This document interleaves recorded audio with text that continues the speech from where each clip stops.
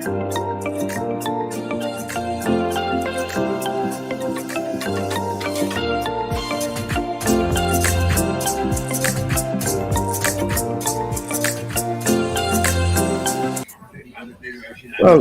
welcome everyone to another Thursday night live stream from around Mijas.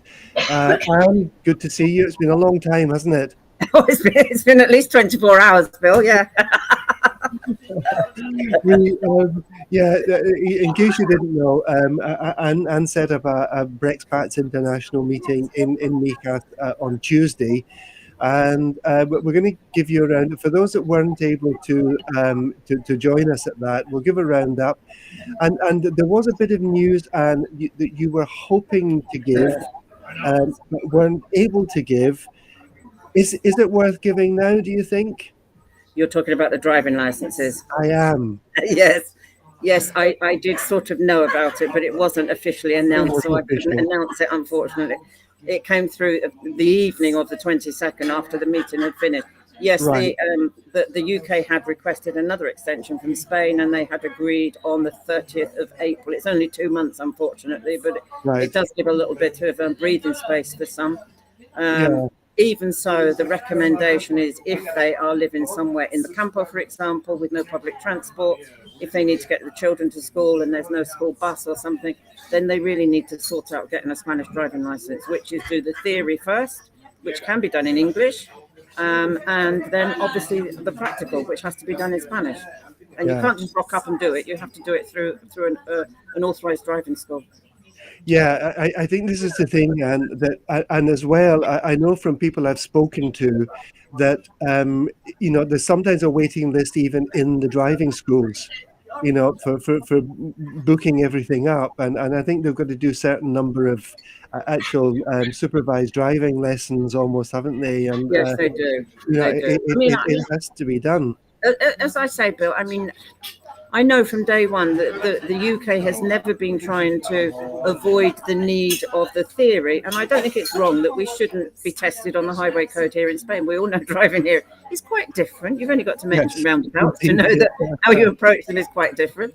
But the practical is not needed. If we're an experienced driver, as I say, you can start the car in neutral, you can drive in a straight line, you can park, you can do a 3-point turn, you can reverse. You don't need checking on how you manage the vehicle, but certainly on the highway code. And Spain very kindly let us do it in English. It's not always such a good translation of some of the questions. I must be truthful, but it's better than having to do it all in Spanish, obviously. I think we all need practice on roundabouts as well, and that seems to be yes, we do. And how to park on zebra crossings and things like this. Yes, we need to learn things like that. Yeah, so it means that people can continue to use their license. It doesn't mean that there is going to be a swap of licenses. This has not been agreed. And it's not even absolutely clear. Am I right in saying this? And it's not absolutely clear about even those that registered pre 30th of December 2020, if they're going to be allowed to still make that swap. No, it isn't. Am I understanding what you said right? No, it isn't. And the question is, do they have to have, if it is allowed, do they have to have exchanged it before the 30th of April, or just at least have made their appointment before the 30th of April so they could go in May and exchange it, for example? I mean, there's still quite a grey area with regards to that, and I am waiting for confirmation of it. But as it stands at the moment, if you are a beneficiary of the withdrawal agreement, let's say a TIE, and you arrived here before the 31st of December 2020, you can drive on your UK driving license until the 30th of April. If you arrived here after the 1st of January and you have your residency, let's say by another means, by a visa, for example, you have 6 months from the date of your residencia to drive on your UK license. You will then have to take a Spanish driving test. And really, I mean, is it worth? I'm going to ask a silly question. Is it worth people hanging on to see if some agreement is made between the UK and Spain, or really, as you say, if they live in some inaccessible place, do they have to just bite the bullet and get this done?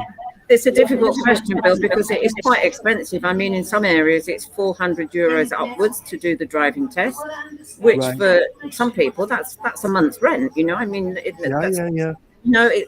it's not something they want to spend unnecessarily. Let's say they spend it, and then the next day they find out that there's been an agreement and they didn't need to. I mean, I'd be a bit gutted, to be truthful, if I'd wasted that sort of money. But if you are totally reliant on it, the recommendation is get it done, basically. Right. Okay. I'm afraid you're going to have to bite the bullet and spend. Yeah, it doesn't matter whether we agree with it or not. No. As this wonderful phrase in Spanish, "es lo que hay." It is what it is. It is what it is, unfortunately. Yeah. And we're living in Spain. We have to abide by the Spanish rules. As I said at the meeting, if anybody tells me one more time why is Spain making it so difficult for us, apart from bashing my head against the wall, I could only say give your heads a wobble and ask yourselves which country has left the EU. It isn't Spain. No. And I mean, we honestly didn't know how good we had it, to be truthful. Perhaps you don't always appreciate something until you've lost it. But no, but because I mean, even at our age, Anne, a large chunk of our life has been spent as members of the European Union or the European community, as it was. You see, before that, and we have taken it for granted, and now we're seeing what the real implications are. Yeah, no, that's right. And we've just got to abide by it, I'm afraid. We've just got to go along with it. And if we need a visa to come here, that a lot of British people still don't understand, that you have to apply for it before you leave the UK, unless it's the golden visa, then that's what you have to do. You can't just come over. Right. I mean, I had a lady the other day say that her son had got a job for the summer working at the local bar. Well, he won't be able to do it, basically, unless he's going to do it for black money, and then the bar's going to risk potentially the fine, as is the lad himself. Sure. It's not as easy as it ever was. It really isn't. Yeah, well, I've had people contact me saying, I'm thinking of moving to Spain. How do I get a work visa? And I'm saying, well, you don't. No, that's not easy. And we're not talking about the digital nomad, where she's coming here and going to be working online and whatever. We're talking about she's looking for a job. And people are gradually going to learn that those days, certainly for the time being, have passed.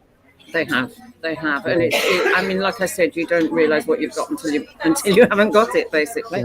Yeah. But I mean, the sad thing is that some of these people actually voted for Brexit.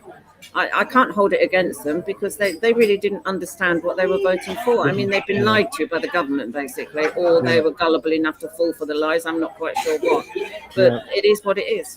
Yeah. So, Anne, the meeting on Tuesday was actually very well attended, wasn't it? It was, yeah. We had over 50 people there, and I mean, quite a few of our professionals, our experts there to be spoken to talk to, totally for free. I mean, there was no charge made to speak to the solicitors or the likes of you, Bill, or any of our other sponsors, etc. So, I think that's important. So, and to sort of round up some of the issues that were picked up on there, and I know I spoke a little bit about the Padrón and a bit about voting, but I'll let you summarise it for people here. Oh, thank you.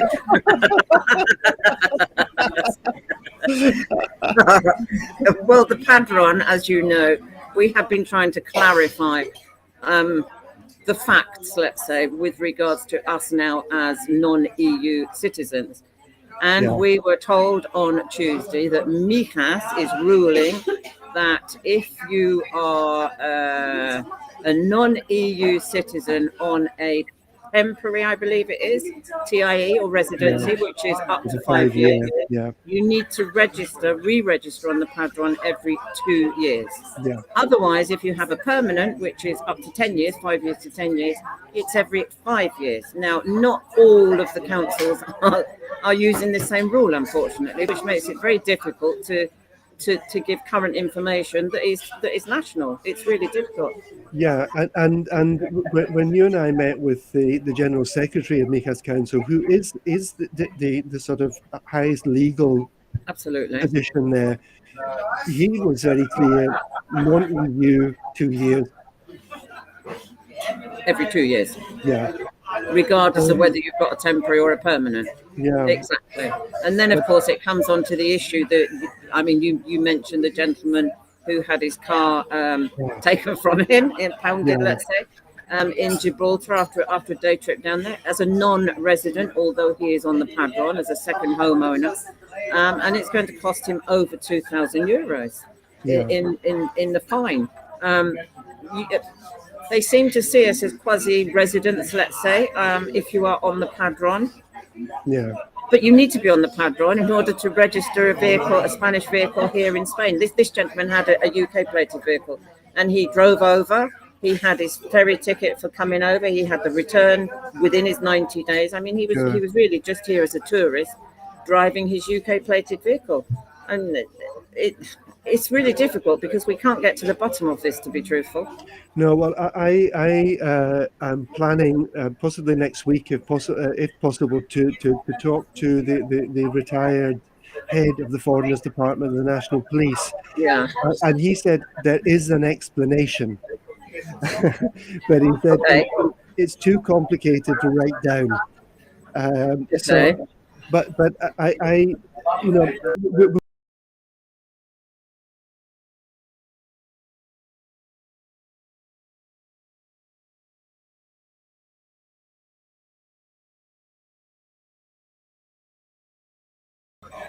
I'm not very sure what happened there. We just popped off. I'm not sure. We froze. Yeah. Well, it's a very complex one, and I think the reasons for this doubt about being on the padron as a non-resident or not, it seems to be a very complex reason. I'm just hoping a lot more people don't get caught out with this. Absolutely. But I mean, Um, I don't want to be telling people don't go on the padron because of all of our presentations, the councils have all said get on the padron. They want I know, funding from central government. I fully understand that.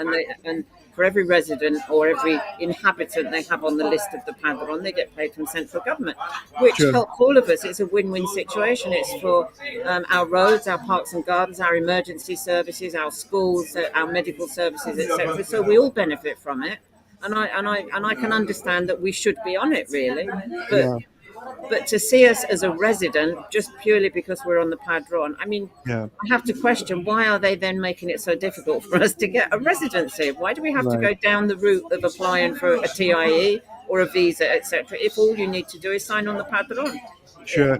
And there are one or two other little funny things about non-residents on the padron if they want to get their residency piggybacking on an either TIE holder or European spouse or whatever, and we're told they should not be on the padron if they want to do that. So yeah, it's not simple and it's not So clear. it is. But you see, I was going to start by singing. There are more questions than answers, I think and you should. the more we find out, the less we know, and that There really really is, are more questions yeah, than answers. I mean, 6 years, nearly 6 years later, and we're still getting very similar questions. yeah. And we've still not got the right answers for it. Listen, Quite I've got a stressful. question. It's not directly a Brexit question, but Uh-huh. if I can put it up there from Linda. Is there any way a person can insist on a printed hospital appointment letter as was in the past? I don't know if you know this, Anne. I don't I know. was told yesterday my GP I would get a phone call, and this lady has hearing problems and can't use the phone. Permanent resident. I know you've been involved in lots of things in your Yeah, I decades don't here. know the answer to that. I mean, if she wants to contact me, I shall try and find out for her, most certainly. Right. Oh, okay. I don't know. The thing is, I've been here 20 years. I've never visited my doctor, so You so and me alike. I think I've got one somewhere. My mum always used to say only the good die young, so I must be here for a long time. Yeah, I think I'm going to be here for a while. Okay, Linda, we don't know the answer to that. I'm really No, I'm sorry. sorry. Um, okay, so there was that. There's no really. We talked about the voting thing. There's no update on that yet. We think we No. will be able to as Brits, but until the National Institute for Statistics gets back to us and says this is how you're going to do it, and then gives these instructions to the council, there's no real news on that yet, Anne, is No, there? there isn't. But it does seem to imply that it will also be able to be done via one's digital certificate. So I think we ought to try and encourage people to sort out their own digital Yeah. certificate, which is not the easiest process, I must be honest, and it is all in Spanish. But Yeah, again, if they want help with and it, then contact me. been talking to someone today about the digital certificate, and they've had a problem with it because I think they were using Chrome. They've only got Chrome on either on the computer or their phone if You they're can't doing it use via that. their phone, and Chrome doesn't work. And they don't have. I don't even know if it works with Edge, which is the new Microsoft No, I Explorer. don't know. I don't know. But I know it worked with Microsoft Explorer, the old one. But yeah, it's I think that's a topic for For the you future, know I think, yeah. and getting a real techie person in and to That would be talk nice, us wouldn't through it? Well, that. that's not me. Well, actually, it's not me because when I updated my digital certificate after I became a counsellor, I thought, well, I really need to get this updated. I was in Mijas Pueblo in the town hall, and I did all the stuff there, because it was after hours, it was after 2 o'clock. So I was all right, connect my laptop to the phone and get internet and get the code and that. We got the code, they gave me the code. I put it into the computer and I went, it's not working. So No. fortunately, there was a young man, a funcionario There is a there. bit of a knack if your NIE is not accepted. You're supposed to put a zero in front of the number, Ah, apparently. yeah. So I can't anyway, say that guarantees everybody, but I think that's something we need to get a techie person yeah, in to we talk do. about. But We yeah, do. they have said that it may be possible to register to vote if you have a digital certificate. But it isn't that easy.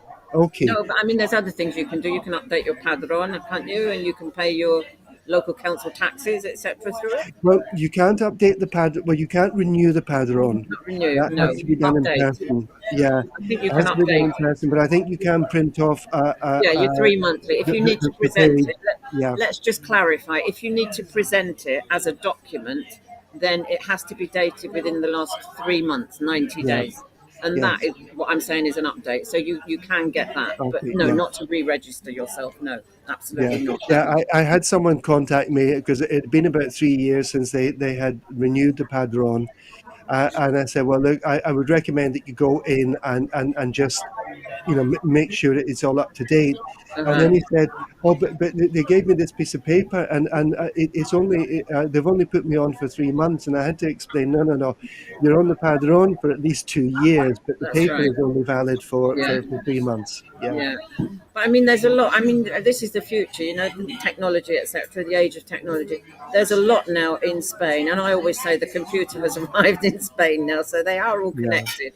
yeah, And there's a lot now that you can't even get a face-to-face appointment for. It's really yeah, quite difficult. I mean, the one thing is Social Security, INSS. If you want to register your S1, which is your transferable benefit from your state medical, the national state health, medical. let's say, Yeah, to the Spanish equivalent here, public health system. You do it online now, and you do it via right. your digital certificate. It's not a case of let's make an appointment to take all your papers down there and do it like that. You do it all online now. I mean, if anybody wants help with that, then again, give me a call or let me know, and we can Yeah. certainly do that for them. Listen, I've got another question, which is not again a Brexit question, but I know you've done work with the health centres as well, Anne, haven't you, Yes. over the years? According to the rights written on the board in the hospital, it states that we are entitled to be spoken to in our own language. Question: can there be dedicated surgeries in English? That there are so many pensioners. Oh, Sure, that's difficult. And I went with someone only last week actually to the La Cala medical centre. And there's a right, sign on the door that says if you wish another language to be spoken other than Spanish, you need to bring your own interpreter. right, okay. And I mean, I the mean, same applies at hospitals. I think because the medical staff could get into trouble if they mistranslated yeah. something, for example. They have to be. And we need to remember, Anne, that there are 120 nationalities in Mijas. Uh-huh. And the other thing we need to remember is that the health services are not run by Mijas Council. No, they're not. They are managed, and everything to do with them is managed via the Junta de Andalucía. Correct. So, people have said, oh, we want another medical centre here, want the hours changed and that. Mijas Council cannot do these things. They can ask for them to be done, but they have to ask the Junta de Andalucía, who are managing the whole, well, they call it the SAS. Exactly. It's No, I mean, it the, can be proposed. I think the proposal would come from Mijas Town Hall, for example, or sure. any local municipio. But then, of course, it has to go to the Junta. Yes, I Yeah. understand that. But I think the possibility of having surgeries all done in English, I think that could be very difficult, because even for supposing you've got doctors who are qualified in the UK, they cannot automatically come and just set up No, they surgeries can't. No. within the state system down here, which is why many doctors who are from other countries, and not just the UK, from Germany, from Norway, whatever, actually have set up private practices, because getting into these state systems is really not very easy, is it? No, no, it isn't. It isn't at all. But again, what can I say? We're in Spain. If that's the language of Spain, that's the language we should I know. expect them to speak. So if people want to have something in their own language, the recommendation at the moment, as it stands, is to bring an interpreter with them. It is. Yeah. Right. Right. Okay. And we had a bit of a disappointment. For us, it was just a disappointment. For this lady, it was very sad. We were hoping that the British consul Charmaine would join us at the meeting. And really, it was pretty much the last minute, wasn't it? We It got a was. message from her. I'll let you tell the story. No, I mean, her mother passed away very suddenly, so she had to fly back to Jamaica to sort things. And she's taken a month's compassionate leave. So, as and when she gets back, we shall obviously sort out a further meeting. And I think the Foreigners Department in La Cala, Katia, is very keen on doing that. So, watch this space for an update, I suppose. Sure. Because there are still a lot of questions. But I did give as much of the update as I could from her, Yeah. from the embassy. The other thing, not that we're going to give any tax advice, Anne, but No. the event was very kindly sponsored by Blevins Franks, and Paul Montague joined us there. And one message I think I would just like to say is, his words. He's from Burnley or Accrington. I think, Paul, I can't do his accent, but he says, No. you need to have all your ducks in a row. Yes. And I think what he was saying That's it. is you need to be very careful about how you Yes. manage your finances, especially if you have things property and assets and whatever in the UK still. Yeah, there's still a lot of people think they're doing their tax they're declaring their tax in the UK. They don't need to do it here as a resident. That is wrong. And I Right. mean, we can say it till we're blue in the face, and people will still argue with it. Yeah. There was a conversation about the Modulo 720. The Do you want Modelo to say what? 720, yeah, that's something that obviously we have to do on an annual basis if you have assets around the world, elsewhere. Yeah. And the rumour was that since Spain had been found to be negligent, if I can say that, with regards to the declaring of the Modelo 720, we did not have to continue with it. Well, that's not true. Spain has to change. Spain has to change the way it is going to be doing that declaration, but we do still have to make that declaration. And Paul Right. did stress that, so I'm glad he did, because otherwise people could get in trouble. And I think you have to do it before the end of March, if I'm not wrong. Yeah, I'm sure that's what he said. Yeah. So I mean, for those of us that basically everything we have is in a carrier bag here in Spain. I'm wearing it. That doesn't really affect us. But if No. people do have it, and you're right, and I said in the UK, but it's worldwide assets, isn't it? Exactly. Yeah. Really, the recommendation is people need to get proper financial advice Absolutely. on doing this, and do it pretty soon, really. Yeah, absolutely. I mean, contact us if you want us to put you in touch with Blevins Franks. Right. Taxation or investments, I mean, they're the experts. I don't profess to be an expert on everything. Well, I don't profess to be an expert on anything, to be truthful, but There was this is a Brexit thing, and I know you don't have an answer to this, Anne, because I don't think there is an answer. But we were talking just before we came on air about problems people have been having with import duties. So do you want to say a little bit about that? Yeah, no, yeah. My vice president up in Alicante had a webinar with immigration and a customs officer and a group of solicitors up there. Right. And there's all sorts of strange anomalies, is all I can say, and different taxes, different customs duties that are applied. One gentleman was saying about he has medication come over, and I believe his medication costs him £12, let's say, but at the end of Right. the day, he has to pay €60 in total because you're taxed on top of the tax. Um, Right. there's if you're coming over with a lorry load of your furniture and belongings from the UK, you're moving here. You are Mhm. supposed to be able to prove the value of every item that is in that lorry. Not always easy, but apparently, if you're wearing it or using it, it doesn't apply. But I mean, if you've got some heirloom that you've inherited from your mum and dad or your grandparents or something, um, maybe you could get a valuation from a local jeweller's and that would suffice. I don't know, but I mean, until I get the full information, because there's different types of customs duty that applies to different items, Yeah. which makes it Yeah. really confusing. And it's all on top of the VAT that you paid in the UK. And we're saying you can imagine some people coming through customs on their way to Spain, sort of looking like the Michelin Man, Yeah, exactly, wearing because they're all, wearing wearing everything. everything. Or somebody coming through wearing some antique Native American headset because they don't know what the value of it That would look fun, wouldn't it? Yeah. Yes, I know.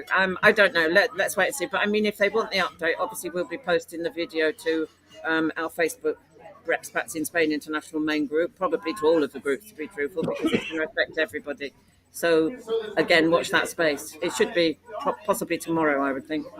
But and even before Brexit, I found it odd because when I was ordering my books, sometimes they were sent from the United States, and sometimes I got the books and there was no import duty, and other times when they were delivered to the house, the guy at the door would say it's €25 import duty, and there did seem to be a kind of randomness about, It is. it wasn't to do with the value of the order.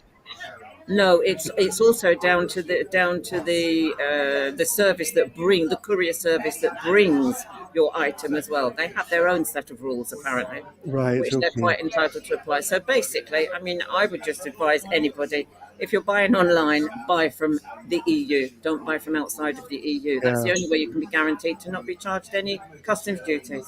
Yeah. Yeah. It's And difficult, I know, because a lot of people buy from all over the world, but we're gonna have to yeah. restrict ourselves. But I buy stuff sometimes that comes from China, and I don't get import duties on it.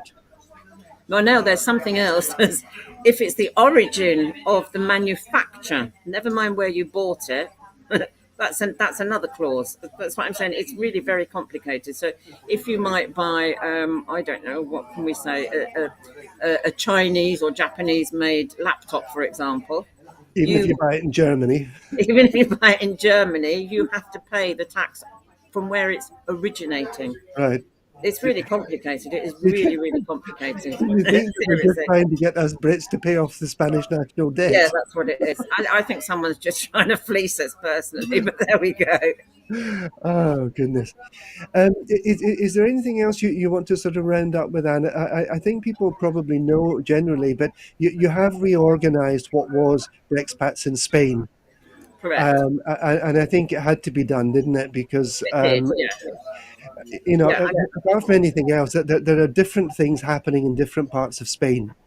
Exactly. There's different things happening in different parts of Spain. There's different things happening in different parts of the world, of people that want to come and live in Spain. And I do Right. think we owe the same service that we've been offering to the British immigrants, if I dare call them that, the Brexpats, let's say, Yeah. um, as to an American or an Australian or somebody from another third nation Country. country, so Third to world speak. country, yeah.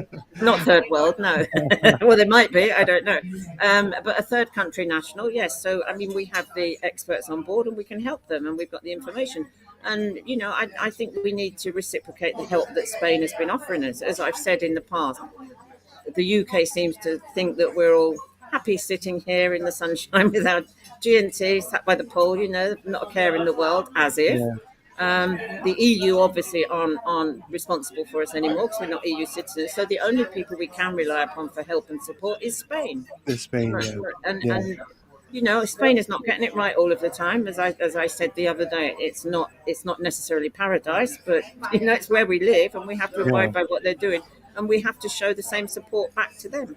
So Yeah. if we can help bring in foreigners from third country, Yeah. other third country nationals, so to speak, because we've got the knowledge and the wherewithal to be able to do it, then I think that's what we need to be helping with. So yes, Sure. we have become international, which is good. Yeah. So we're helping everybody. We're Yeah. also setting up a Brexpats Buddies, we've called it at the moment, Ah, yes. Please which mention is this, Anne. yeah, Yeah. which is like a check-in, a once-a-day check-in for the elderly or those people that are on their own. There's quite a lot of people here that are desperately lonely. They're on their own. They're widowed. They don't Yeah. speak the language.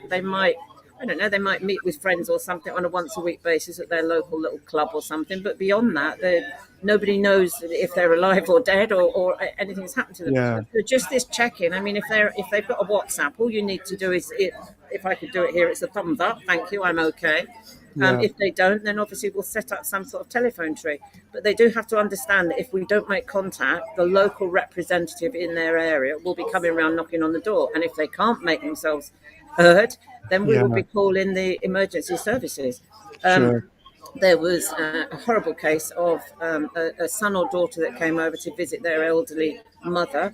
And when they got here, she'd been dead on the floor for 3 days and Oh, nobody knew. I mean, it's awful. yeah. So if we can just help somebody in those situations, then I think that's got to be worth it. It's not going to be instant. We've got to be careful with data protection. And I know. obviously, some of the elderly aren't into using WhatsApp and things like that. So we might need to be Sure. educating a little bit as well. But it's not difficult. So I'm sure we can do it. But Yeah. we've probably got about 50 or more people that want to volunteer to help. So we're going to be Wonderful. doing it throughout all of Spain, not just in the Andalusia and the But Canaries region. if Which people is feel that they can do that, and they can contact you, and at least absolutely, for the moment, until the thing gets off the ground, allow you to put their name and number yeah, on a exactly, list, yeah, so that as things develop, and yeah. obviously you want to be doing that to people that are relatively close to you, don't you? Close to me, No, did you say? no, sorry. If I'm going to be a buddy for someone, I Oh don't want yeah, to no, you're be not going to someone be. who Yeah, lives in yeah. Murcia or No, no, no, yeah, no. We've got to not only regionalise it, we've got to localise it. I mean, yeah, it might be within your village or your urbanisation or something like that. yeah, Obviously, yeah. depends how many people we get on board. But I mean, there were 3 volunteered from the meeting on Tuesday, which was very nice. Thank you very much. Obviously, they're in the Great. Mijas area, but we've got, as I say, from all over Spain now, which is good. Yeah, yeah. Anne, thank you so much. And I did thank Thank you you. on Tuesday, but I meant it genuinely for all of the work that you do on our behalf. Thank you, I don't Bill. I don't know how many times I've had to come to you and say, Anne, do you know the answer to that? I The know. last time I did, you went, I haven't a clue. Well, that's So probably one of my problems. I will tell you the it is truth. official, I folks, don't that there are some things Anne Hernandez MBE doesn't know. It's know. official. Exactly. I'm not the Oracle. That's not my middle name. I was told that the other day. But if It's I like, don't know, Bill, I will go out of my way to find out for anything. I know I you really do, will. Anne, And I and we think that's really perhaps the appreciate it. difference. Thank If I you. don't know, I will tell you I don't know, but I will try and find out for Yeah. you. And thank you so much. Just to let people know, we have the February Council meeting on Friday this week. It should be the last Wednesday of the month, but it's now Friday, 11 o'clock. Mario will be joining me next week to give us a roundup, and he might be telling us why Mijas wants to borrow over €500,000 to pay some of its bills when Oh, it's really? already got 100 million in surplus. Oh, let's You're, find out what you're, you're very that's optimistic, Bill, if you're expecting if you're expecting an explanation. about. Hey ho, let's fingers crossed. It's going to be Mario interesting. is quite the bulldog, isn't he? So Oh he will. yes, yeah, yeah. He's once he's got the bone between his teeth, there's nothing. He's That's it. He's very much like me, actually. Once I get the bit between my teeth, I Yeah, can't let it rest until I found the answer. indeed. Yeah. And thank you so much, and thank you so Thank much for you. everyone who's been listening in today. And a lot of people listening in. Thanks for those who have sent messages in. We really appreciate it. And we will be back next week. It's almost a weekend, so have a great weekend. And well, I'm going to say I hope it doesn't rain for you, but we need it, and it's been nice to see a bit of wet stuff around today. It's already So raining here, Bill. yeah, it's raining at the moment. That's It is. nice, but it can It rain is. during the night. Is that okay? Yeah. We need it. We need it. Thank you so Okay. much, Bill. Thank you, Anne, Speak to so you much, soon. and we'll Thank speak you. soon. Thank you, Okay, thank everyone. Bye you. now. Bye.